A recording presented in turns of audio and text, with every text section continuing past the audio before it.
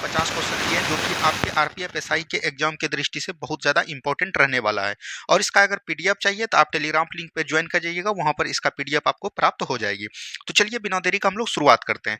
यहाँ पर पहला क्वेश्चन आप देख रहे होंगे, सूची 1 को सूची 2 के साथ सही सुमेल करें। यानी कि सूची 1 को सूची 2 के साथ सुमेल करना, तो आप लोग को भी कमेंट करनी है। देखिए हड़प्पा जो है किस नदी के तट पर है, ये चीज पूछा गया। हड़प्पा आपको पता है कि रावी नदी के तट पर है। यहाँ पर दिया गया मोहनजोदड़ो, मोहनजोदड़ो याद रखिएगा सिंधु नदी के तट पर है। और लोथल जो है भोगवा नदी के तट पर है। और कालीबंगा घग्गर नदी के तट पर है। तो यहाँ से हो जाएगा 1 2 3 4। क्या हो जाएगा दोस्तों? 1 2 3 4 हो जाएगा बिल्कुल right answer. Option number A बिल्कुल राइट आंसर आपका हो जाएगा। अच्छा, यहाँ पर बात आता है हड़प्पा। तो याद रखिएगा सिंधु घाटी सभ्यता का सबसे महत्वपूर्ण शहर कौन होता है? हड़प्पा होता है। क्या बोलिएगा दोस्तों? हड़प्पा होता है। हड़प्पा का खोज कब हुआ था? तो याद रखिएगा 1921 ईस्वी में। और किसने किया था? तो दयाराम साहनी ने किया था। किसने किया था? दयाराम साहनी ने किया था।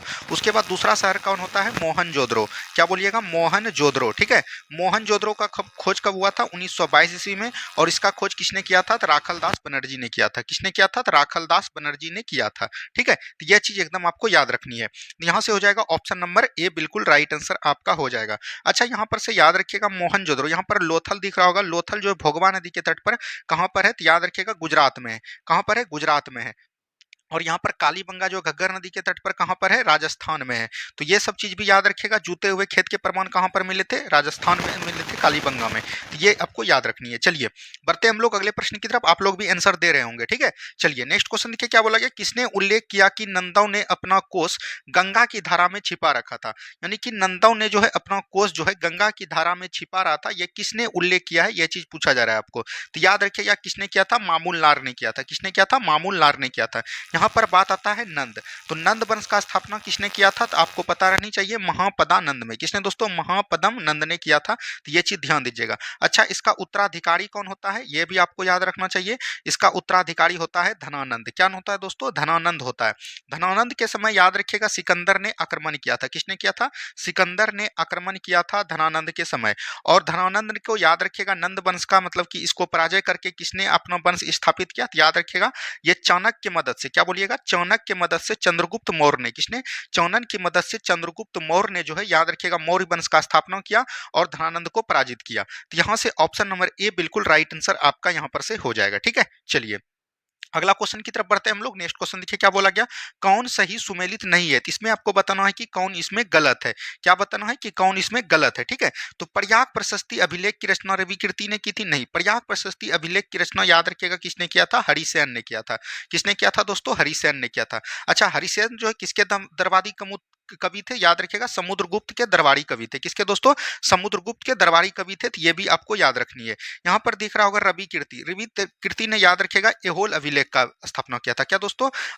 एहोल अभिलेख। ठीक है, एहोल अभिलेख। अच्छा, एहोल अभिलेख का राजा कौन था दोस्तों? तो याद रखिएगा पुलकेशिन द्वितीय। किससे संबंधित है? तो ये पुलकेशिन द्वितीय से संबंधित है। ठीक है, पुलकेशिन द्वितीय से संबंधित है ये कौन? एहोल अभिलेख। ठीक है, किरात जूनेरियम किसने लिखा था? भारवी ने लिखा था। 10 कुमार चरित दंडित ने लिखा था। मृज कटिकम जो है क्षुद्रक ने लिखा था।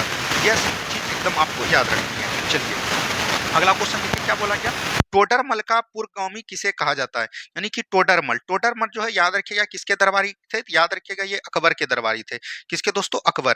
और अकबर के पहले ये किसके दरबारी थे? तो याद रखिएगा शेरशाह के। किसका दोस्तों? शेरशाह के। अच्छा, टोडरमल जो था ये क्या था? तो याद रखिएगा राजस्व अधिकारी था। क्या बोलिएगा? राजस्व अधिकारी था। ठीक है, राजस्व अधिकारी था। टोडरमल याद रखिएगा ये मतलब बोल रहा है कि टोडरमल का पूर्वगामी किसे कहा जाता है? यह चीज आपसे क्वेश्चन में पूछा गया। तो टोडरमल का पूर्वगामी जो कहा जाता है महमूद गावा को कहा जाता है। किसको दोस्तों? महमूद गावा को। यहाँ से आपका right answer option number A हो जाएगा। ठीक है, यहाँ पर दिख रहा होगा आपको मुर्शिद कुली खां। क्या दिख रहा होगा? मुर्शिद कुली खां। तो याद रखिएगा बंगाल जब मुगलों के अधीन था। क्या दोस्तों? यहाँ पर से ध्यान दीजिएगा थोड़ी सी बातों को। यहाँ पर से बहुत अच्छा क्वेश्चन है। बंगाल जब दोस्तों मुगलों के अधीन था, इसका राजधानी कहाँ हुआ करता था? तो याद रखिएगा ढाका हुआ करता था। लेकिन मुर्शिद कुली खां जब बंगाल का स्वतंत्र नवाब बनता है तो ढाका से अपनी राजधानी बंगाल का कहाँ लाता है? तो याद रखिएगा मुर्शिदाबाद लाता है। क्या दोस्तों? मुर्शिदाबाद लाता है। तो ये आपको बहुत ही इंपॉर्टेंट क्वेश्चन हो जाता है यहाँ की दृष्टि से। तो ये आपको ध्यान देनी है। फिर जो है एक शासक हुए बंगाल के नवाब हुए कौन दोस्तों?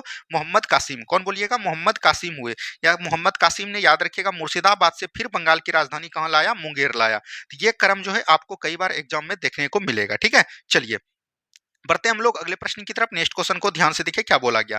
नेक्स्ट क्वेश्चन यहाँ पर दिया गया है, हुमायूं द्वारा लड़े गए 4 प्रमुख युद्धों को तिथि अनुसार सही क्रम अंकित करें, युद्ध स्थलों के नाम पर अंकित है। ठीक है, तो हुमायूं द्वारा जो लड़े गए 4 प्रमुख युद्ध है, ये चीज बोला गया। देखिए हुमायूं द्वारा जो लड़ाया गया युद्ध है वो कौन है दोस्तों, हम यहाँ पर आपको बता देते हैं, देवरा का युद्ध। उसके बाद दोस्तों कौन है, चौसा का युद्ध है। उसके बाद कौन है दोस्तों, कन्नौज या बोल सकते हैं कि बिलग्राम का युद्ध माना जाता है, कन्नौज या बिलग्राम। ठीक है, उसके बाद दोस्तों आपका कौन हो जाता है, तो याद रखिएगा सरहिंद का युद्ध हो जाता है। यह आपको क्रम याद रखनी है। यहाँ पर आपको ये चारों युद्ध को याद रखनी है। देवरा का युद्ध कब हुआ था, 1532 ईस्वी में हुआ था। चौसा का युद्ध कब हुआ था, 1539 ईस्वी में हुआ था। कन्नौज का युद्ध कब हुआ था दोस्तों, तो ये आपको याद रखनी चाहिए, कन्नौज का युद्ध 1540 ईस्वी में हुआ था। और सरहिंद का युद्ध कब हुआ था, 1555 ईस्वी में हुआ था। ये आपको याद रखनी है। अब आपको यहाँ से याद रखना है 1540 में जो कन्नौज का युद्ध हुआ था, इसमें जो है याद रखिएगा किसने हराया था, तो शेरशाह सूरी ने हराया था। क्या दोस्तों, शेरशाह सूरी ने जो है हुमायूं को हराया था। हुमायूं को जब पराजित किया तो याद रखिएगा मुगल वंश की स्थापना को समाप्त कर इसने दोस्तों सूरी वंश की स्थापना को स्टार्ट किया, कब, कन्नौज के युद्ध के बाद। ठीक है, उसके बाद 1555 ईस्वी में पुनः जो है हुमायूं ने जो है शेरशाह सूरी के उत्तराधिकारी याद रखिएगा सिकंदर शाह सूरी को, क्या बोलिएगा, सिकंदर सूरी को पराजित करके फिर से जो है सूरी वंश की मतलब पराजय करके इसने जो है फिर से मौर्य वंश की, मुगल वंश की स्थापना किया। तो ये आपको क्रम जो है याद रखनी है। यहाँ पर देख लीजिए, यहाँ दौड़ा दे दिया है दोस्तों, ये होगा देवरा का युद्ध। क्या होगा, देवरा का युद्ध होगा। दौरा का युद्ध याद रखिएगा औरंगजेब से समय लड़ा गया था। तो दौड़ा देवराई हो जाएगा, चौसा हो जाएगा, कन्नौज हो जाएगा और सरहिंद हो जाएगा। तो ऑप्शन नंबर बी बिल्कुल यहाँ पर से राइट आंसर आपका हो जाएगा। उम्मीद है कि आप लोग भी आंसर कर रहे होंगे। ठीक है, चलिए अगला प्रश्न देखिएगा क्या बोला गया कि संगमवासी शासक को प्रौढ़ देवराय भी कहा जाता है। देखिए संगमवासी, संगम याद रखिएगा, संगम वंश, क्या बोलिएगा दोस्तों, संगम वंश। संगम वंश का दोस्तों संस्थापक कौन था, तो याद रखिएगा हरिहर एवं बुक्का। क्या बोलिएगा, हरिहर एवं बुक्का जो है संगम वंश का संस्थापक था। अच्छा, सबसे पहला कौन था, तो याद रखिएगा सबसे पहला बुक्का था। उसके बाद दोस्तों कौन था, हरिहर था। उसके बाद दोस्तों कौन था, देवराय था। देवराय के बाद देवराय द्वितीय था और उसके बाद दोस्तों देवराय तृतीय था। तो यहाँ पर प्रौढ़ देवराय जो बोला जाता है, ये बीच वाले को देवराय द्वितीय को जो है यहाँ पर बोला जाता है, क्या याद रखिएगा, प्रौढ़ देवराय। तो ऑप्शन नंबर सी बिल्कुल राइट आंसर आपका यहाँ पर से हो जाएगा। ठीक है, चलिए नेक्स्ट क्वेश्चन की तरफ बढ़ते हैं हम लोग। नेक्स्ट क्वेश्चन को देखिए क्या बोला गया, दिल्ली के किस सुल्तान ने ब्राह्मणों पर भी जजिया कर लगाया था। देखिए यहाँ पर जब भी बात आता है जजिया कर, तो जजिया कर को पूर्ण रूप से आज आपको हम समाप्त कर देते हैं। देखिए जजिया, जजिया जो है सबसे पहले भारत में किसने लगाया था, तो याद रखिएगा मोहम्मद बिन कासिम ने। किसने दोस्तों, मोहम्मद बिन कासिम ने। तो ये आपको ध्यान देनी है, मोहम्मद बिन कासिम ने भारत में जजिया कर कब लगाया था, 712 से लगभग 713 ईस्वी में लगाया था। ठीक है, ये चीज ध्यान दीजिएगा। और जजिया कर किस पर लगाया जाता था, तो याद रखिएगा गैर मुसलमान पर। किस पे दोस्तों, गैर मुसलमान पर लगाया जाता था। उसके बाद जो है जजिया कर को याद रखिएगा 712 से 713 ईस्वी में लगाया गया था। लेकिन याद रखिएगा सर्वप्रथम जो ब्राह्मणों पर जो जजिया कर किसने लगाया था, फिरोज शाह तुगलक ने लगाया था। किसने लगाया था दोस्तों, फिरोज शाह तुगलक ने जो है सबसे प्रथम ब्राह्मणों पर जजिया कर लगाया था। उसके बाद यहाँ पर बात आता है जजिया कर। जजिया कर को समाप्त किसने किया था, अकबर ने किया था। किसने किया था, अकबर ने किया था। ये चीज ध्यान दीजिएगा। और पुनः जजिया कर को फिर स्टार्ट किसने किया था, पुनः जजिया जो है शुरुआत किसने किया था, यह भी आपको पूछा जाएगा। तो याद रखिएगा औरंगजेब ने किया था। किसने किया था, औरंगजेब ने किया था। औरंगजेब ने जो है पुनः जजिया कर को स्टार्ट किया था। और अंतिम रूप से समाप्त किसने किया था, यह भी पूछा जाएगा। अंतिम रूप से यानी कि पूर्ण रूप से समाप्त किसने किया था, तो याद रखिएगा मोहम्मद शाह रंगीला ने किया था। किसने किया था दोस्तों, मोहम्मद शाह रंगीला ने किया था। तो इतने प्रश्न जो है आपको जजिया कर से बनते हैं। ठीक है, अब यहाँ पर आपको दिख रहा होगा बलबन। बलबन ने याद रखिएगा दोस्तों रक्त एवं लौ की नीति अपनाई। क्या दोस्तों, रक्त एवं लौ की नीति अपनाई। और दोस्तों सिजदा एवं पबोस की व्यवस्था किसने स्टार्ट किया, याद रखिएगा सिजदा एवं पबोस की स्टार्ट व्यवस्था किसने किया था, बलबन ने किया था। ठीक है, याद रखिएगा बलबन ने दोस्तों, याद रखिएगा बलबन से यहाँ पर हो गया। उसके बाद अलाउद्दीन खिलजी है। तो अलाउद्दीन खिलजी के बारे में यहाँ पर याद रखिएगा सबसे पहले जो है सैन्य को मतलब सेनाओं को नगद वेतन किसने दिया, तो याद रखिएगा अलाउद्दीन खिलजी ने। बाजार नियंत्रण प्रणाली किसने स्टार्ट किया, अलाउद्दीन खिलजी ने। हुलिया व्यवस्था को किसने स्टार्ट किया, तो याद रखिएगा ये अलाउद्दीन खिलजी ने किया। मोहम्मद बिन तुगलक ने याद रखिएगा अमीर एक को ही चलाया। क्या दोस्तों, अमीर एक को ही चलाया। याद रखिएगा अमीर एक को ही किससे संबंधित था, तो याद रखिएगा कृषि विभाग से संबंधित था। तो यह सब चीज को एकदम आपको याद रखनी है। ठीक है, चलिए अगला क्वेश्चन देखिए क्या बोला गया, ऋग्वेद के मंत्र सूक्त विभिन्न देवी देवताओं की स्तुति में है। इनमें से कौन ऋग्वेद में वर्णित 3 विशेष रूप से महत्वपूर्ण देवताओं में से एक नहीं है। तो ऋग्वेद में दोस्तों 3 देवताओं का उल्लेख किया गया है, अग्नि, इंद्र और सोम। ठीक है, ये चीज ध्यान दीजिएगा। तो वरुण नहीं है, तो वरुण आपका राइट आंसर हो जाएगा। अग्नि को क्या बोलते हैं दोस्तों? तो याद रखिएगा, मध्यस्थता करने वाले। क्या दोस्तों? मध्यस्थता करने वाले, यानी कि मनुष्य और देवता के बीच जो मध्य स्थापित करता है वो किसने करता है? अग्नि ने करता है। यह भी चीज ध्यान दीजिएगा। इंद्र को क्या बोलते हैं दोस्तों? तो याद रखिएगा, इंद्र को हम लोग सूर्य भगवान के रूप में जानते हैं, और सोम को दोस्तों हम लोग जल भगवान के रूप में जानते हैं। तो यह भी आपको याद रखनी है। चलिए, अगला क्वेश्चन देखिए था क्या बोला रहेगा। नेक्स्ट क्वेश्चन को ध्यान से देखिए क्या बोला गया। भारतीय राष्ट्रीय कांग्रेस की स्थापना के संबंध में प्रकाश संवाहक सिद्धांत किसने दिया था? तो देखिए, भारतीय राष्ट्रीय कांग्रेस के स्थापना के संबंध में प्रकाश संवाहक सिद्धांत किसने दिया था? तो गोपाल कृष्ण गोखले ने दिया था। किसने दोस्तों? गोपाल कृष्ण गोखले ने दिया था। तो यह कथन आपको याद रखनी है। भारतीय राष्ट्रीय कांग्रेस का स्थापना कब हुआ था, यह आपसे पूछ सकता है। तो 28 दिसंबर 1885 को हुआ था। और यह कहां पर हुआ था दोस्तों? तो याद रखिएगा, मुंबई के तेजपाल संस्कृत महाविद्यालय में जो है यह भारतीय राष्ट्रीय कांग्रेस का स्थापना किया था। अच्छा, इसकी स्थापना किसने किया था? तो याद रखिएगा, एयो ह्यूम ने किया था। किसको दोस्तों? एयो ह्यूम ने। इसीलिए इसको कांग्रेस का पिता भी कहा जाता है। ठीक है, ये चीज ध्यान दीजिएगा। सर्वप्रथम जो है कांग्रेस के स्थापना जो हुआ था उस समय कितने प्रतिनिधि ने भाग लिया था? तो याद रखिएगा, 72 प्रतिनिधि ने जो है भाग लिया था। और इस 72 प्रतिनिधि में दोस्तों याद रखिएगा, सबसे पहला अध्यक्ष जो बनाया जाता है, किसको बनाया जाता है? बोमेश चंद्र बनर्जी को, यानी कि WC बनर्जी को जाना जाता है। ठीक है, उसके बाद दोस्तों 1886 में जो याद रखिएगा कलकत्ता में अधिवेशन होते हैं, इसके दोस्तों अध्यक्षता किसने करता है? तो याद रखिएगा, दादा भाई नौरोजी ने। उसके बाद याद रखिएगा, एक होता है 1896 में, यह भी कलकत्ता में अधिवेशन होता है, और इसका किसने करता है? तो याद रखिएगा, बदरुद्दीन तैयब जी ने, सॉरी रहीमतुल्लाह सयानी ने। तो ये चीज ध्यान दीजिएगा, और इसी में जो है सर्वप्रथम वंदे मातरम को गाया जाता है। उसके बाद दोस्तों 1911 में एक अधिवेशन होता है, इसका अध्यक्षता किसने करता है? पंडित बिशन नारायण धर ने, और इसमें जो है सर्वप्रथम जनगण मन को गाया जाता है। उसके बाद दोस्तों एक अधिवेशन होता है, तो याद रखिएगा 1917 में, जो कि कलकत्ता में होता है, और ये किसके करता? एनी बेसेंट ने। भारत की सबसे पहली महिला, बोलेगा कि कांग्रेस मतलब कांग्रेस की अध्यक्ष करने वाली सर्वप्रथम महत्वपूर्ण पहली महिला कौन है? तो वो हो जाएगा आपका एनी बेसेंट, और इसने कब किया था? 1917 के अधिवेशन में। एक दोस्तों 1925 में हुआ था। 1925 में बोल सकते हैं कौन हुआ था दोस्तों? कानपुर अधिवेशन। इसकी अध्यक्षता किसने किया था? सरोजनी नायडू ने। पूछेगा आपको भारत की कांग्रेस की प्रथम भारतीय महिला अध्यक्ष कौन थी? तो सरोजनी नायडू। ये सब कथन को एकदम आप याद रखनी है। चलिए, अगला क्वेश्चन देखिए क्या बोला गया था। भारतीय परिषद अधिनियम 1892 के प्रावधानों में क्या सम्मिलित नहीं था? भारतीय परिषद 1892 का जो अधिनियम आया था उसमें बोल रहा है कि क्या सम्मिलित नहीं था। तो इस अधिनियम द्वारा केंद्रीय तथा प्रांतीय विधान परिषदों को विस्तार किया गया। बिल्कुल ठीक है, ऑप्शन नंबर यहाँ पर से ए आपका ठीक हो जाएगा। यहाँ पर गलत पूछ रहा था, तो गलत आपको चुनना है, तो ये आपका जो है ठीक है। देखिए, 1858 के अधिनियम में दोस्तों क्या किया था? तो याद रखिएगा, इसमें जो है 6 विधान पार्षद बनाए गए थे, लेकिन याद रखिएगा 1892 के अधिनियम ने जो है प्रांतीय और विधानसभा के विस्तार किया गया, यानी कि 15 विधानसभा बना दिया था। ठीक है, इस अधिनियम द्वारा ब्रिटिश सरकार ने भारत में पहली बार प्रतिनिधि के सिद्धांत को स्वीकार किया। यह भी बिल्कुल ठीक है। विधानमंडल के सदस्यों को सार्वजनिक हित के मसलों में प्रश्न पूछने का अधिकार मिल गया। बिल्कुल ठीक है, लेकिन याद रखिएगा पूरक प्रश्न पूछने का अधिकार नहीं दिया गया था। क्या दोस्तों? पूरक प्रश्न पूछने का अधिकार 1909 के मार्ले मिंटो सुधार अधिनियम में दिया गया था। गैर सरकारी सदस्यों को बजट पर संशोधन प्रस्ताव रखने का अधिकार दिया गया। तो ये आपका गलत हो जाएगा। गैर सरकारी सदस्यों को बजट पर संशोधन प्रस्ताव करने का अधिकार नहीं दिया गया था। तो ये आपका गलत हो जाएगा, और गलत ही आपको पूछ रहा था। तो यहां से ऑप्शन नंबर डी बिल्कुल राइट आंसर आपका हो जाएगा। ठीक है, चलिए अगला प्रश्न की तरफ बढ़ते हैं हम लोग। नेक्स्ट क्वेश्चन देखिए क्या बोला गया। पारसी धर्म सुधार आंदोलन की एक प्रमुख संस्था रहनुमाई मजनदस्य सभा की स्थापना कब की गई थी? 1851 में। कब किया गया था दोस्तों? 1851 में किया गया था। तो ऑप्शन नंबर ए आपको याद रखनी है। क्या रखनी है दोस्तों? ऑप्शन नंबर ए आपको याद रखना है। चलिए बढ़ते हैं हम लोग अगला प्रश्न की तरफ। 1857 के विद्रोह को किस नायक को विद्रोह का प्रकाश स्तंभ एवं डंका सा के नाम से भी जाना जाता है? देखिए 1857 का स्टार्ट दोस्तों कब हुआ था? तो याद रखिएगा 10 मई 1857 से। लेकिन याद रखिएगा 10 मई 1857 से कहां से स्टार्ट हुआ था? मेरठ से। लेकिन याद रखिएगा इसके पहले ही दोस्तों एक दोस्तों इसके नेता हुए कौन दोस्तों? सर्वप्रथम स्टार्ट करने वाले मंगल पांडे। क्या दोस्तों? मंगल पांडे। मंगल पांडे एक ऐसे मतलब कि बोल सकते हैं स्वतंत्रकारी हुए, 1857 के विद्रोह के नेता हुए, जो कि विद्रोह होने से पहले ही इनको फांसी दे दिया गया था। तो यह भी कथन आपको याद रखनी है।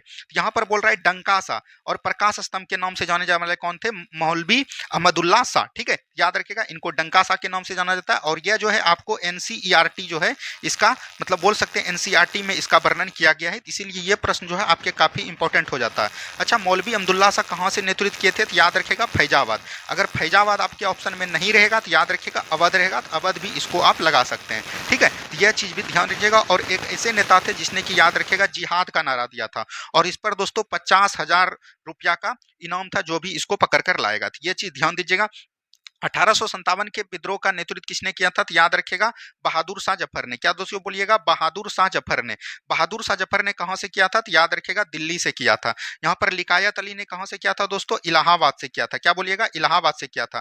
तात्या टोपे ने कहां किया था? तो याद रखिएगा ग्वालियर से किया था। क्या दोस्तों? ग्वालियर से किया था। और बख्त खां कौन थे दोस्तों? तो याद रखिएगा बहादुर शाह जफर का सैन्य मतलब बोल सकते थे अधिकारी था। तो ये भी चीज ध्यान दीजिएगा। और इसने जो है दिल्ली से नेतृत्व किया था। तो इतना चीज आपको याद रखनी है। चलिए अगला क्वेश्चन देखिए क्या बोला गया। बंगाल में द्वैत शासन को स्थापित करने वाले और द्वैत शासन को अंत करने वाले गवर्नर कौन थे? देखिए द्वैत शासन की बात जब आता है दोस्तों, तो द्वैत शासन को स्टार्ट किसने किया था बंगाल में? तो याद रखिएगा द्वैत शासन को स्टार्ट किया था किसने? 1765 ईस्वी में किसने किया था? क्लाइव ने। किसने दोस्तों? रॉबर्ट क्लाइव ने किया था। और इसको अंत कब किया गया? 1772 ईस्वी में किसने किया था? तो याद रखिएगा वारेन हेस्टिंग ने। किसने दोस्तों? वारेन हेस्टिंग ने इसको समाप्त किया था। तो यह चीज ध्यान दीजिएगा। क्लाइव ने स्टार्ट किया था और दोस्तों वारेन हेस्टिंग ने समाप्त किया था। तो ऑप्शन नंबर बी बिल्कुल राइट आंसर आपका हो जाएगा। अच्छा द्वैत शासन का मतलब अधिनियम पूछेगा, किस अधिनियम में सबसे पहले स्टार्ट किया गया था? तो याद रखिएगा 1919 के अधिनियम में। 1919 के अधिनियम को हम लोग क्या बोलते हैं? तो याद रखिएगा मॉन्टेग्यू चेम्सफोर्ड अधिनियम बोलते हैं। क्या दोस्तों?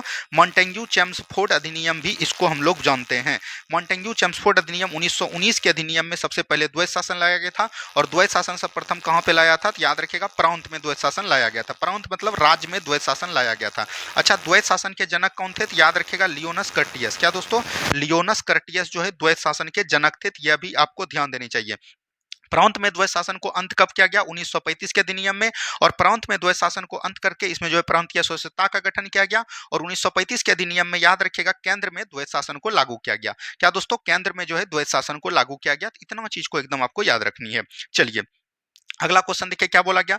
डेनिश ईस्ट इंडिया कंपनी की भारत में मुख्य व्यापारिक केंद्र किस स्थान पर की थी?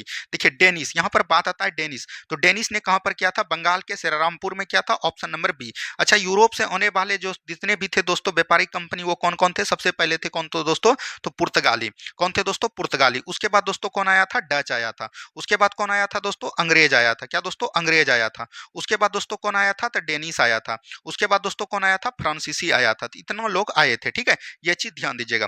पुर्तगाली भारत कब आए थे? 1498 ईस्वी में आए थे। डच कब आए थे दोस्तों? 1602 ईस्वी में आए थे। अंग्रेज कब आए थे? 1608 ईस्वी में आए थे। डेनिश कब आए थे? 1616 ईस्वी में। और फ्रांसीसी कब आए थे? 1664 ईस्वी में। तो यह चीज ध्यान दीजिएगा। पुर्तगाली सर्वप्रथम कहां पर आया था? तो याद रखिएगा कोच्चिन के केरल के तट पर आए थे। डच सर्वप्रथम दोस्तों कहां पर लाया था? तो याद रखिएगा यह जो है मछलीपट्टनम में आए थे। अंग्रेज दोस्तों सबसे पहले कहां पर आया था? ये भी दोस्तों मछलीपट्टनम में। और डच जो है सबसे पहले सूरत में अपना कारखाना स्थापित किया था। और डेनिश दोस्तों कहां पर आया था? श्रीरामपुर बंगाल में। और फ्रांसीसी सर्वप्रथम कहां से आया था दोस्तों? पांडुचेरी में। तो इतना चीज को एकदम आपको याद रखनी है। तो यहां से ऑप्शन नंबर बी बिल्कुल राइट आंसर आपका हो जाएगा, ठीक है। चलिए बंगाल विभाजन के विरोध में बंगाल में कब शोक दिवस मनाया गया? देखिए बंगाल विभाजन, एक दोस्तों गवर्नर था दोस्तों, याद रखिएगा उस गवर्नर का कार्यकाल था दोस्तों 1899 से 1905 के बीच, ठीक है। और ये नाम क्या था दोस्तों उस गवर्नर का? करजन था। क्या दोस्तों? करजन था। इसी के समय याद रखिएगा 19 जुलाई, क्या बोलिएगा दोस्तों? 19 जुलाई 1905 को जो है याद रखिएगा बंगाल विभाजन के प्रस्ताव रखा गया कि बंगाल विभाजन को रद्द किया जाएगा। कहीं कहीं आपको 18 जुलाई भी रखेगा, तो ये भी चीज ध्यान दीजिएगा। लेकिन याद रखिएगा ये जो है प्रभावी कब हुआ?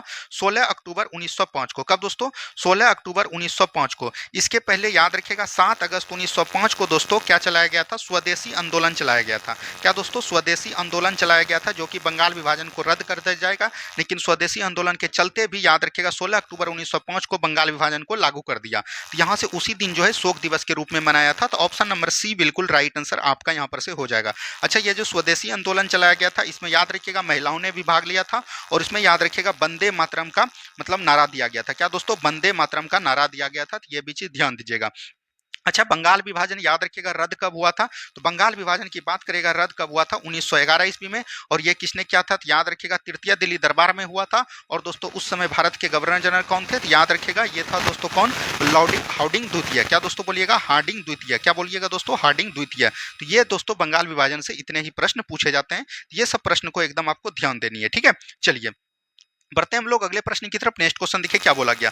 तिलक को होम रूल लीग का मुख्यालय कहाँ स्थापित था? तो तिलक ने दोस्तों होम रूल लीग की स्थापना कब हुआ था? 1916 ईस्वी में। किसने किसने किया था दोस्तों? तो याद रखिएगा, बाल गंगाधर तिलक ने, और किसने किया था? एनी बेसेंट ने। और ये कहाँ पर किया था? तिलक ने पुणे में किया था। तो ये भी चीज एकदम आपको ध्यान दीजिएगा, बाल गंगाधर तिलक और एनी बेसेंट। तो याद रखिएगा, बाल गंगाधर तिलक को हम लोग क्या बोलते थे? अशांति का जनक बोला गया था। क्या दोस्तों? अशांति का जनक बोला जाता था। अशांति का जनक किसने बोला था? बेरोनटाइल सिलोर ने। ठीक है, तो ये चीज ध्यान दीजिएगा। बाल गंगाधर तिलक की एक पुस्तक था दोस्तों, क्या नाम था? गीता रहस्य। क्या बोलिएगा? गीता रहस्य जो है इनकी पुस्तक का नाम था। और इसका दोस्तों दो पुत्रिका था, और एक चीज याद रखिएगा, एक था दोस्तों मराठा और एक था दोस्तों केसरी। क्या था दोस्तों? केसरी। तो केसरी जो है याद रखिएगा मराठी भाषा में था दोस्तों, और मराठा याद रखिएगा इंग्लिश भाषा में था। और एनी बेसेंट का दोस्तों एक पत्रिका था, क्या बोलिएगा? कॉमनवेल्थ पत्रिका। क्या दोस्तों? कॉमनवेल्थ पत्रिका। तो यह भी चीज एकदम आपको याद रखनी है। तो ऑप्शन नंबर ए बिल्कुल राइट आंसर हो जाएगा। ठीक है, चलिए अगले प्रश्न को हम लोग जब देखते हैं तो अगला प्रश्न में पाते हैं यहाँ पर। नेक्स्ट क्वेश्चन देखिए, सूची एक को सूची दो के साथ मिलाइए और सुमेलित कीजिए। यहाँ पर दोस्तों राज्य और उनके गठन के बारे में बताया गया था। तो देखिए 14 राज्य का गठन तो है दोस्तों 1956 के पहले ही हो गया था। तो ये चीज ध्यान दीजिएगा, जो कि दोस्तों फजल अली आयोग 7वां संविधान संशोधन के अंतर्गत हुआ था। वहीं दोस्तों जब बात करेगा 15वां राज्य दोस्तों, तो इसमें दोस्तों सर्वप्रथम कब बना था? गुजरात बना था। गुजरात दोस्तों 1960 में बना था। उसके बाद बात करिएगा दोस्तों कौन बना था? नागालैंड बना था। क्या दोस्तों? नागालैंड बना था। नागालैंड 1963 ईस्वी में बना था। उसके बाद दोस्तों कौन बना था? तो याद रखिएगा हरियाणा बना था। हरियाणा की बात करेगा दोस्तों तो 1966 ईस्वी में बना था। उसके बाद दोस्तों 3 राज्य का गठन हुआ था, एक दोस्तों हिमाचल प्रदेश, और बोल सकते हैं दोस्तों एक दोस्तों हिमाचल प्रदेश। उसके बाद दोस्तों हिमाचल प्रदेश का गठन दोस्तों 1900, हिमाचल प्रदेश आपका हो जाएगा, हिमाचल प्रदेश दोस्तों 1971 ईस्वी में गठन किया गया था। उसके बाद दोस्तों मेघालय, मणिपुर और त्रिपुरा, ये तीनों का दोस्तों 1972 ईस्वी में किया गया था। उसके बाद दोस्तों सिक्किम की बात करेगा, सिक्किम दोस्तों 1975 ईस्वी में किया गया था। उसके बाद दोस्तों बात करिएगा यहाँ पर 3 और राज्य को गठन किया गया था, जिसका नाम था दोस्तों गोवा। उसके बाद दोस्तों आंध्र प्रदेश, और दोस्तों यहाँ पर से बात करिएगा तो मिजोरम। ये तीनों का गठन 1987 ईस्वी में किया गया था। तो ये चीज एकदम आपको ध्यान दीजिएगा। उसके बाद दोस्तों उत्तराखंड और दोस्तों झारखंड और दोस्तों छत्तीसगढ़ का 2000 में किया गया था। तो ये सब चीज को एकदम ध्यान दीजिएगा। तो यहाँ पर त्रिपुरा की बात करेगा तो 1972 हो जाएगा, तो इसका 3 हो जाएगा। हरियाणा दोस्तों 1966 हो जाएगा, तो ये 2 हो जाएगा। नागालैंड 1963 हो जाएगा, तो ये 4 हो जाएगा। गोवा दोस्तों 1987 हो जाएगा, तो ये 1 हो जाएगा। यानी 3 2 4 1 बिल्कुल राइट आंसर हो जाएगा, ऑप्शन नंबर सी। तो ये हमने बताया, एक बार आपको इसको और देख लीजिएगा, ये क्वेश्चन काफी इंपॉर्टेंट हो जाता है आपके एग्जाम के दृष्टि से। ठीक है, चलिए बढ़ते हैं हम लोग अगले प्रश्न की तरफ। नेक्स्ट क्वेश्चन को ध्यान से देखिए क्या बोला गया। नेक्स्ट क्वेश्चन है, अनुच्छेद 12 के अंतर्गत राज्य की परिभाषा में निम्नलिखित में से क्या शामिल नहीं है? तो अनुच्छेद 12 का अंतर्गत दोस्तों याद रखिएगा फंडामेंटल ड्यूटीज, यानी कि बोल सकते हैं कि मौलिक अधिकार का राज्य का परिभाषा दिया गया। क्या दोस्तों? मौलिक अधिकार के राज्य की परिभाषा दिया गया, और यह संविधान के भाग 3 में वर्णन किया गया। क्या दोस्तों? भाग 3 में, इसमें दोस्तों जिला बोर्ड है, LIC है, BCCI नहीं है दोस्तों। तो यहाँ से ऑप्शन नंबर सी बिल्कुल राइट आंसर आपका यहाँ पर से हो जाएगा। क्या हो जाएगा दोस्तों? ऑप्शन नंबर सी बिल्कुल राइट आंसर आपका हो जाएगा। अब दोस्तों बात आता है यहाँ पर भाग 3 मौलिक अधिकार। मौलिक अधिकार याद रखिएगा 12 से अनुच्छेद 35 तक वर्णन किए गए हैं। और दोस्तों ये कहां से लिया गया है? तो याद रखिएगा मौलिक अधिकार दोस्तों कहां से लिया गया है? अमेरिका से लिया गया है। कहां से दोस्तों? अमेरिका से। तो यहाँ पर याद रखिएगा 12 में बोला गया है कि मौलिक अधिकार के दोस्तों राज्य की परिभाषा, 13 में दोस्तों ये न्यायालय के बाद योग है उसका प्रावधान किया गया है, 14 में दोस्तों बोला गया विधि के समक्ष समानता, और 15 में बोला गया है धर्म जाति लिंग के आधार पर भेदभाव नहीं किया जाएगा। अनुच्छेद 16 में क्या बोला गया है? तो याद रखिएगा अफसर की समानता। अनुच्छेद 17 में बोला गया अश्रिफता का अंत। अनुच्छेद 18 में बोला गया उपाधियों का अंत। अनुच्छेद 19 में बोला गया अभिव्यक्ति की स्वतंत्रता। अनुच्छेद 20 में बोला गया है कि याद रखिएगा दोष सिद्धि के विरुद्ध संरक्षण। अनुच्छेद 21 में बोला गया है प्राण एवं दैहिक स्वतंत्रता। अनुच्छेद 22 में बोला गया गिरफ्तारी के विरुद्ध संरक्षण। अनुच्छेद 23 में बोला गया बेगारी प्रथा एवं बलात्श्रम। अनुच्छेद 24 में बोला गया है कि 14 वर्ष से कम बच्चे को कारखाना में शामिल नहीं किया जाएगा। अनुच्छेद 25 में बोला गया धार्मिक स्वतंत्रता। अनुच्छेद 26 में बोला गया धार्मिक कार्यों का प्रबंधन। अनुच्छेद 27 में बोला गया कि धार्मिक कार्यों के मतलब कि धन इकट्ठा करने के लिए उस पर टैक्स नहीं लगाया जाएगा। 28 में बोला गया है कि जो भी मतलब पूर्ण रूप से विद्यालय सरकारी रुपया से चलता है उसमें जो धार्मिक शिक्षा नहीं दी जाएगी। अनुच्छेद 29 में बोला गया अल्पसंख्यक वर्गों के हितों के संरक्षण। अनुच्छेद 30 में बोला गया अल्पसंख्यक जो वर्ग होंगे वो अपना दोस्तों शिक्षण संस्थान खोल सकते हैं और वहां पर अपना प्रशासन कर सकते हैं। अनुच्छेद 31 में संपत्ति का अधिकार था जो कि निरस्त कर दिया। अनुच्छेद 32 में बोला गया संवैधानिक उपचारों का अधिकार। तो इतना आर्टिकल जो है 12 से अनुच्छेद 35 भाग 3 में आते हैं। तो ये सभी को एकदम आपको ध्यान से सुन लेना है। ठीक है, चलिए अगला क्वेश्चन देखिए क्या बोला गया था दोस्तों। अगला क्वेश्चन है निम्नलिखित में से किस फैसले को मेनका गांधी मामले 1978 में पलट दिया। देखिए एक दोस्तों 1978 में आया दोस्तों मामला क्या, मेनका गांधी याद रखिएगा कहीं जा रहे थे और ये दोस्तों पासवर्ड से संबंधित मामला था। पासवर्ड से मामले संबंध था कि याद रखिएगा मेनका गांधी को दोस्तों इसके पासवर्ड को रद्द कर दिया, लेकिन याद रखिएगा इसने जो है अनुच्छेद 21 मतलब कि जीवन जीने का अधिकार, अनुच्छेद 21 19 का 4 आप पढ़िएगा तो इसमें घूमने का आजादी दिया गया है, और अनुच्छेद 20 के समक्ष समानता का हनन होते हुए, मौलिक अधिकार का हनन होते हुए अनुच्छेद 32 के तहत इसने जो है सुप्रीम कोर्ट में अपना केस दे दिया। तो यहाँ पर बोला गया कि आपको जो है इसमें केस में बोला गया, सुप्रीम कोर्ट ने बोला गया कि पासपोर्ट अधिकारी कभी भी आपकी पासपोर्ट को रद्द कर सकती है। लेकिन एक दोस्तों आया गोपालन मामला में इसके केस को पलट दिया गया और उसमें बोला गया है कि पासवर्ड जो है कभी भी कोई अधिकारी को यह अधिकार नहीं है कि उसका पासवर्ड जो है रद्द कर दिया जाएगा। तो यही था दोस्तों, पासवर्ड लेकर था, तो ऑप्शन नंबर सी बिल्कुल राइट आंसर हो जाएगा। यहाँ पर दोस्तों बेरुबाड़ी मामला है 1960 में आया था, तो यह आपको इसे किस केस में पलट गया, केशवानंद बनाम केरल राज्य, इसमें दोस्तों 1973 में यह पलट गया और ये प्रस्तावना में संशोधन को लेकर बात की गई थी। तो यह सब चीज को एकदम ध्यान देते हुए चलनी है। चलिए अगला क्वेश्चन देखिए क्या बोला गया, नीति निर्देशक तत्व में निम्न में से कौन सा अनुच्छेद गांधीवादी सिद्धांतों से प्रेरित नहीं था। देखिए नीति मतलब नीति निर्देशक तत्व यानी कि डीपीएसपी की बात करेगा तो इसमें लोग 36 से लेकर 51 तक है। इसमें दोस्तों तीन तरह के बात किया गया, एक दोस्तों उदारवादी, क्या बोलिएगा उदारवादी, एक दोस्तों समाजवादी, क्या बोलिएगा समाजवादी, और एक दोस्तों आपका गांधीवादी, क्या दोस्तों गांधीवादी। तो ये चीज ध्यान दीजिएगा, जैसे दोस्तों 43 46 47 और आपका 39 और दोस्तों 41, ये सब दोस्तों क्या है गांधीवादी है। क्या दोस्तों गांधीवादी अनुच्छेद है। वहीं दोस्तों समाजवादी जो दोस्तों अनुच्छेद 45 की बात करेगा तो ये समाजवादी हो जाएगा, यानी कि शिक्षा जो है सभी समाज में देना चाहिए। अनुच्छेद 45 में बोला गया कि 6 से कम वर्ष के बच्चे को शिक्षा देना अनिवार्य है। तो ऑप्शन नंबर यहाँ से बी बिल्कुल राइट आंसर आपका हो जाएगा। ठीक है, चलिए अगला क्वेश्चन देखिए क्या बोला गया था। नेक्स्ट क्वेश्चन यहाँ पर बोला गया 53वां संविधान संशोधन निम्न में से किससे संबंधित है। सरकारी संस्थानों में आरक्षण से, सरकारी सेवाओं में शारीरिक रूप से विकलांग दिव्यांग व्यक्तियों के आरक्षण से, पिछड़े वर्ग के वर्गों को शैक्षिक संस्थानों से प्रवेश में आरक्षण से। तो यही हो जाएगा बिल्कुल right answer, option number C बिल्कुल राइट आंसर हो जाएगा। सरकारी सेवाओं में पदोन्नति संबंधी आरक्षण, ये दोस्तों याद रखेगा यह जो है कब लाया गया था, तो ये दोस्तों ओबीसी संप्रदाय के लिए 27% का छूट दिया था। उस समय दोस्तों प्रधानमंत्री कौन थे, मतलब बोल सकते हैं बीपी सिंह। ठीक है, बीपी सिंह थे, उसी ने दिया था और यह दोस्तों 15 के क्लाउज 4 में वर्णन किया गया है। ठीक है, चलिए अगला क्वेश्चन देखिए क्या बोला गया था। दिए गए कथन के आधार पर रिक्त स्थान भरें, यानी कि दिए गए कथन पर जो है रिक्त स्थान को भरना है। संविधान का डैश केंद्र और राज्यों के बीच विधायी संबंध के संबंधित है, यानी कि केंद्र और राज्य के बीच जो है विधायी संबंधित है। तो ये दोस्तों भाग हो जाएगा कौन दोस्तों, बोल सकते हैं भाग हो जाएगा 11 के अनुच्छेद 245 से लेकर 255 तक, ऑप्शन नंबर बी। केंद्र और राज्य के संबंध याद रखेगा संविधान के भाग 11 में वर्णन किया गया है। ठीक है, यह चीज एकदम आपको ध्यान देनी है। ऑप्शन नंबर यहां से बी बिल्कुल राइट आंसर हो जाएगा। केंद्र और राज्य के बीच याद रखेगा 3 आयोग होता है, जैसे दोस्तों आपका हो गया सरकारिया आयोग, क्या बोलिएगा सरकारिया आयोग। उसके बाद दोस्तों आता है पुंछी आयोग, क्या दोस्तों पुंछी आयोग। ठीक है, ये चीज ध्यान दीजिएगा। उसके बाद दोस्तों आता है राजमन्नार आयोग, क्या दोस्तों राजमन्नार आयोग। यह तीनों आयोग जो है याद रखिएगा केंद्र राज्य संबंध से संबंधित है। ठीक है, चलिए अगला क्वेश्चन देखिए क्या बोला गया। किस आयोग की सिफारिश पर बीपी सिंह के नेतृत्व में वाली जनता दल सरकार ने 1990 में अंतर्राज्यीय परिषद की स्थापना किया। तो अंतर्राज्यीय परिषद का गठन हो जाएगा क्या, ऑप्शन नंबर बी राजमन्नार आयोग। अंतर्राज्यीय परिषद का गठन का अध्यक्ष कौन करता है दोस्तों, याद रखिएगा प्रधानमंत्री करते हैं। अंतर्राज्यीय परिषद का गठन संविधान के किस अनुच्छेद में है, तो याद रखिएगा 263 आर्टिकल में इसका वर्णन किया गया है। अभी तुरंत हमने बताया यह तीनों जो सरकारिया आयोग है पुंछी आयोग, ये दोस्तों केंद्र संबंध से भी संबंधित है। ठीक है, चलिए नेक्स्ट क्वेश्चन देखिए क्या बोला गया। राज्य के नीति निर्देशक तत्व निम्न में से किसके लिए आधार है, यानी कि राज्य के नीति निर्देशक तत्व जो है किसके लिए आधार है। व्यक्ति के अधिकारों का संरक्षण, यह दोस्तों मौलिक अधिकार है, भाग 3 में आता है। पिछड़े तथा कमजोर वर्गों का उन्मूलन, यह भी दोस्तों अनुच्छेद 3 में आता है। न्याय का प्रशासन, यह भी दोस्तों भाग 3 मौलिक अधिकार में आता है। देश का शासन प्रशासन, ये दोस्तों हो जाएगा राज्य के नीति निर्देशक सिद्धांत। देखिए डीपीएसपी राज्य के नीति निर्देशक सिद्धांत की बात करेगा तो यह दोस्तों कहां से लिया गया था, आयरलैंड से लिया गया था। यह दोस्तों संविधान के भाग 4 में वर्णन किया गया है और अनुच्छेद की बात करेगा तो 36 से लेके 51 तक वर्णन किया गया है। ठीक है, यह चीज ध्यान दीजिएगा। चलिए नेक्स्ट क्वेश्चन की तरफ बढ़िए। नेक्स्ट क्वेश्चन देखिए क्या बोला गया। 10वीं अनुसूची के अंतर तहत निहरता के सवालों का निपटारा राज्यसभा का कौन करता है। तो 10वीं अनुसूची याद रखिएगा इसमें जो है राज्यसभा का सभापति करेगा। जब राज्यसभा की बात आए तो राज्यसभा का सभापति करेगा।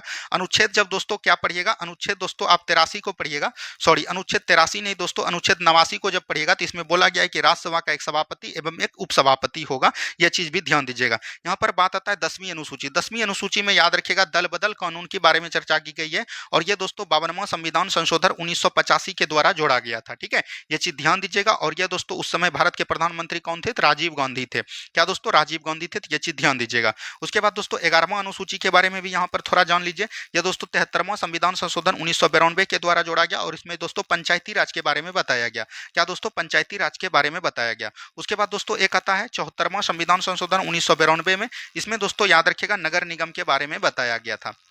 क्या दोस्तों? नगर निगम के बारे में बताया गया था। एक दोस्तों याद रखिएगा 9वां अनुसूची आता है। 9वां अनुसूची में याद रखिएगा प्रथम संविधान संशोधन हुआ था, जिसमें दोस्तों भूमि सुधार के बारे में बताया गया था। यह चीज ध्यान दीजिएगा। और दोस्तों भारत के मूल संविधान में 8 अनुसूची था और वर्तमान में जो है यही 4 को जोड़कर इसको 12 करा दिया था। ये चीज ध्यान दीजिएगा। 8 अनुसूची में पहला अनुसूची में क्या बोला गया? भारत और राज्य के क्षेत्र के बारे में बताया गया। दूसरा अनुसूची में दोस्तों क्या बताया गया? वेतन के बारे में। तीसरा अनुसूची में दोस्तों शपथ के बारे में। चौथा अनुसूची में क्या बोला गया? राज्यसभा के सीटों का बंटवारा किया जाएगा।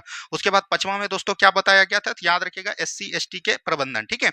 अनुच्छेद अनुसूची 6 में क्या बोला गया था? पूर्वोत्तर राज्य। पूर्वोत्तर राज्य में कौन कौन आता था? असम, मेघालय, मिजोरम और त्रिपुरा। ठीक है, ये चीज ध्यान दीजिएगा।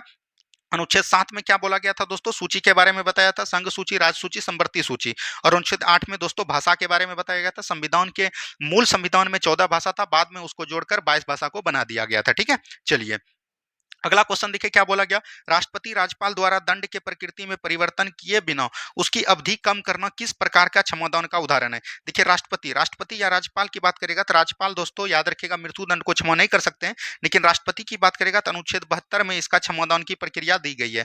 और ये दोस्तों 5 प्रकार से क्षमा कर सकते हैं। तो ये चीज ध्यान दीजिएगा। जैसे क्षमा क्षमा मतलब हुआ कि पूर्णतः माफ कर दिया। क्या दोस्तों? पूर्णतः जो है माफ कर दिया। परिलंबन मतलब हुआ कि कुछ समय के लिए टाल दिया। क्या दोस्तों? टाल दिया। तो याद रखिएगा जैसे कि मान के चलिए कोई गर्भवती महिला है, उसका दोस्तों कुछ समय के लिए विराम कर दिया यानी कि टाल दिया। उसके बाद दोस्तों परिहार है। परिहार मतलब यह हुआ कि दोस्तों उसके प्रकृति में बिना चेंज किए ही उसके दोस्तों सजा की प्रकृति में चेंज किया गया। यानी कि यहां पर देखिए ये क्वेश्चन का आंसर आपका हो जाएगा ऑप्शन नंबर सी। और लघुकरण करने का मतलब हुआ कि याद रखिएगा यहां पर से समझ लीजिए प्रकृति में चेंज किया गया।